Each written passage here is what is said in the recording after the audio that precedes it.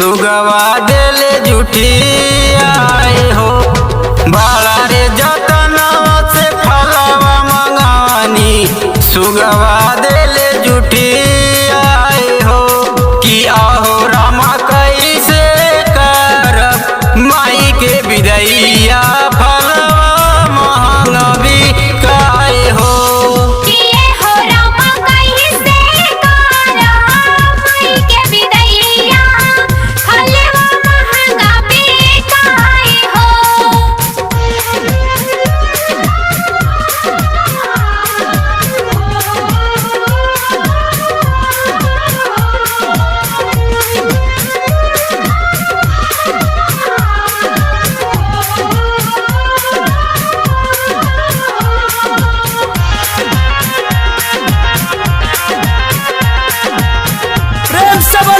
कामाख्या वाली मैया की। निशा जी से कह के रुपया रही मंगले धोतिया खरीद के पियार रंग रंगले।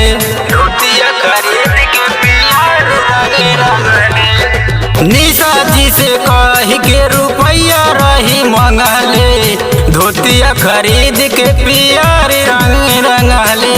हुआ पकवाना में लवानी ध्यानवा दिहले हाँ बेला माए जी।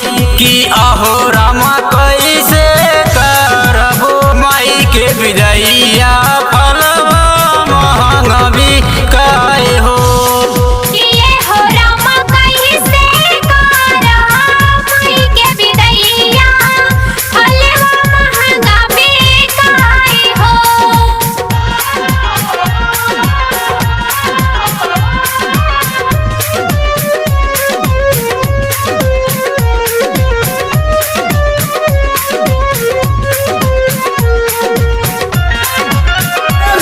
शीतला भवानी की।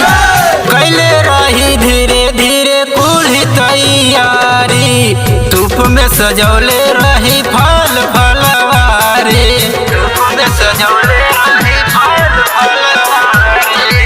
कैले रही धीरे धीरे कुल्ही तैयारी धूप में सजौले रही फल फलवारी। ना जाने कहाँ से आइले सुगुआ दिहले हाँ जुठी आए हो। कि आहो रामा कैसे करबो माई के विदैया फलवा महंगा बिकाए हो।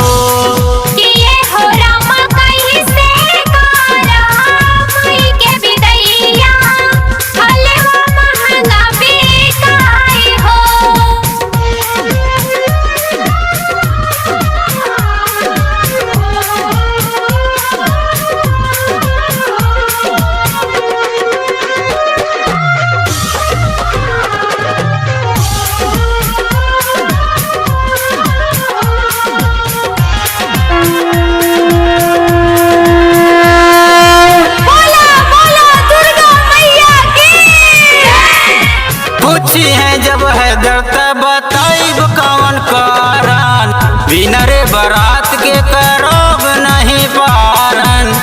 बिना रे बारात के करब नहीं पारन। पूछी है जब है दर्द बताइब कौन कारण बिना रे बारात के करब नहीं पारन। देवरू